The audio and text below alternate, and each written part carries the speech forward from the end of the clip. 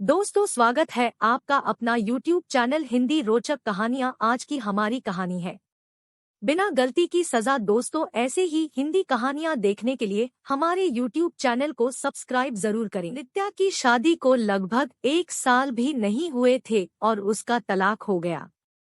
नित्या के घर वालों ने जबरदस्ती नित्या की शादी करवा दी थी। शादी के कुछ 3 महीने बाद ही उसके पति राकेश का व्यवहार बदल गया। वो नित्या से हमेशा झगड़ा ही करता रहता था। राकेश एक कंपनी में काम करता था और रोज शाम को देरी से घर आता था, क्योंकि ऑफिस के बाद वो दारू पीने के लिए रुक जाता था। घर आकर वो नित्या से हर छोटी छोटी बात पर बहस करता था, उस खरी खोटी सुनता था। वो नित्या को ये भी बोल देता था कि चली जा तू यहाँ से, मुझे तेरी कोई जरूरत नहीं है, बहुत मिल जाएंगी तेरी जैसी। नित्या उसका ये व्यवहार चुपचाप सहन कर रही थी। उसने अपने घर पर भी इसके बारे में कुछ नहीं बताया था। वो अपने घर वालों से नाराज थी। उन्होंने जबरदस्ती उसकी शादी जो करवाई थी। नित्या अविनाश से प्यार करती थी और जब ये बात नित्या के घर वालों को पता चली तो उन्होंने जबरदस्ती उसकी शादी करवा दी। अविनाश उस वक्त कुछ नहीं कर पाया, क्योंकि नित्या के पापा ने अविनाश के खिलाफ पुलिस कंप्लेंट कर दिया था कि वो नित्या को परेशान करता है और इसी कारण वो कुछ दिनों के लिए जेल में था। ये सब के बारे में नित्या को नहीं पता था। नित्या अपनी शादीशुदा जिंदगी में बहुत परेशान थी। कुछ महीने ऐसा ही चलता रहा। राकेश थोड़ा भी नहीं बदला था। फिर नित्या ने सोचा कि अब वो और उस रिश्ते में नहीं रह सकती और उसने राकेश से तलाक लेने का फैसला कर लिया और फिर उनका तलाक हो गया। तलाक के बाद नित्या ने अपने मम्मी पापा को सब कुछ बता दिया और उन्होंने नित्या को बहुत डांटा कि क्या हो गया था ऐसा कि तलाक ले लिया, अब क्या करेगी, कहाँ जाएगी, कौन करेगा इससे शादी। ये सब सुनकर नित्या ने उनके साथ रहने से इनकार कर दिया। वो एक छोटी सी कंपनी में काम करने लगी और कंपनी द्वारा दिए गए घर में रहती थी। उसे कभी कभी अविनाश की बहुत याद आती थी, लेकिन उसने अविनाश से कभी संपर्क करने की कोशिश नहीं किया। वो सोचती थी कि अब उसे किसी पर बोझ नहीं बनना। वो अपने पैरों पर खड़ा होना चाहती थी। वो अपना पूरा समय अपने काम को देती थी। उसका काम इतना अच्छा था कि 4 महीनों में ही उसका प्रमोशन हो गया और वो अपने डिपार्टमेंट की हेड बन गई। प्रमोशन के 1 महीने बाद उसे उसकी कंपनी के तरफ से एक मीटिंग अटेंड करने के लिए विदेश जाने का अवसर मिला। नित्या अपने काम में बहुत तरक्की कर रही थी।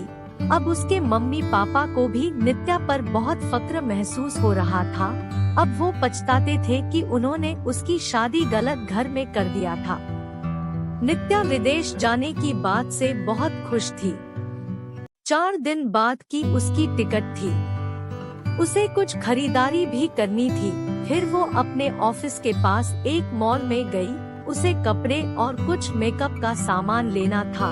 वो मॉल में घूम रही थी, कपड़े देख रही थी, तभी किसी ने पीछे से उसके कंधे पर हाथ रखा। वो पीछे मुड़ी देखने के लिए और वो बिल्कुल अपने आँखों पर विश्वास नहीं कर पा रही थी। वो इंसान और कोई नहीं अविनाश था। नित्या उसे देखती रह गई। उस समझ नहीं आया कि वो अविनाश से क्या बात करे। अविनाश नित्या को देखकर बहुत खुश हुआ। दोनों के आंखों में आंसू के साथ खुशी भी थी। अविनाश ने पूछा, तुम यहाँ अपने पति के साथ हो क्या? नित्या उससे नजरें चुराते हुए बोली, नहीं।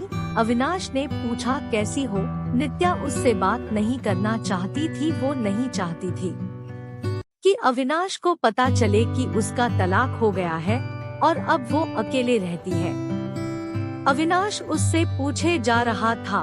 उसने बोला, कुछ बोलो। नित्या वहाँ से जाने लगी। उसने अविनाश को बोला कि मुझे तुमसे कोई बात नहीं करनी, तुम चले जाओ।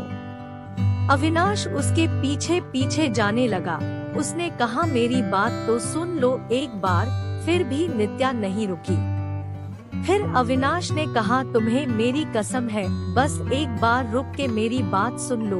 फिर नित्या क्या करती, आखिर उसके दिल में अभी भी अविनाश के लिए प्यार था, तो वो रुक गई। फिर अविनाश ने कहा कि कहीं बैठकर बात करते हैं। फिर वो दोनों मॉल के एक रेस्टोरेंट में गए।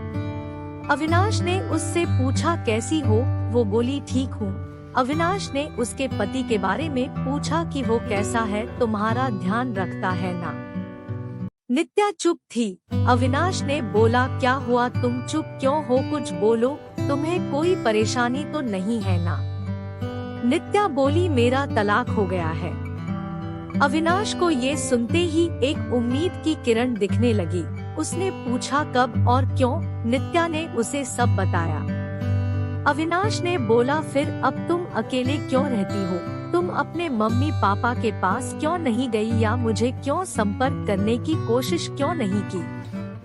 नित्या बोली, तुम अगर मुझसे प्यार ही करते थे तो जब मेरी शादी हुई तब क्यों नहीं आए मुझे लेने? कहाँ थे तुम?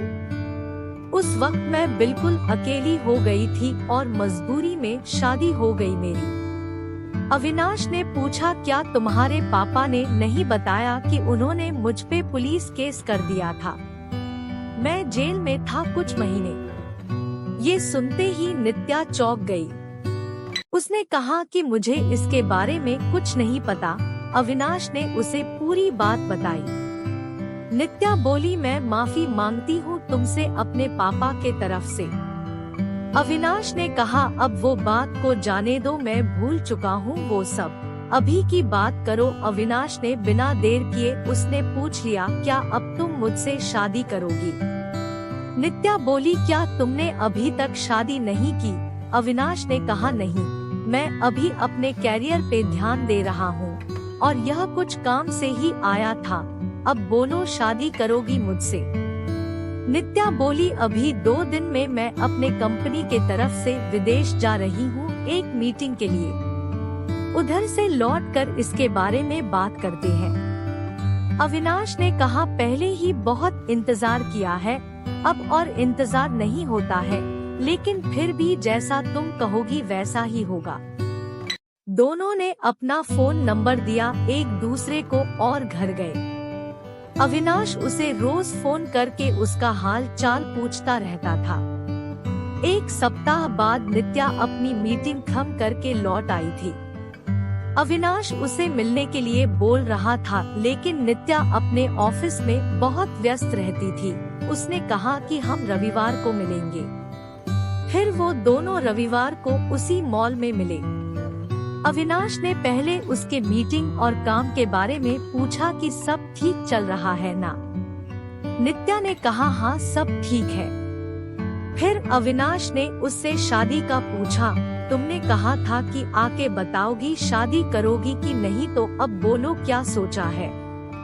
नित्या तो अविनाश से प्यार करती ही थी और अब उसे मौका मिला था अपने प्यार के साथ पूरी जिंदगी बिताने का। उसने हाँ कह दिया। दोनों बहुत खुश थे। नित्या ने अपने घर पर अविनाश के बारे में सब कुछ बता दिया और इस बार उसके घर वाले उसके इस फैसले से मान गए, क्योंकि पहले उनसे एक गलती हो चुकी थी। अब वो फिर से अपनी बेटी को तकलीफ में नहीं देखना चाहते थे। 1 महीने बाद उनके परिवार ने उनकी शादी करवा दी। अविनाश ने अपना खुद का एक बिजनेस स्टार्ट किया था, तो अब नित्या उसके साथ उसके बिजनेस में हाथ बटाती थी और वो दोनों खुशी खुशी हमेशा के लिए एक साथ हो गए। अगर प्यार सच्चा हो तो लोग बिछड़ कर भी मिल जाते हैं। थैंक यू फॉर वॉचिंग दोस्तों, आपको कहानी कैसी लगी कमेंट करें। ऐसे ही और हिंदी कहानियाँ सुनने और देखने के लिए हमारे YouTube चैनल हिंदी रोचक कहानियाँ को लाइक, शेयर और सब्सक्राइब करें।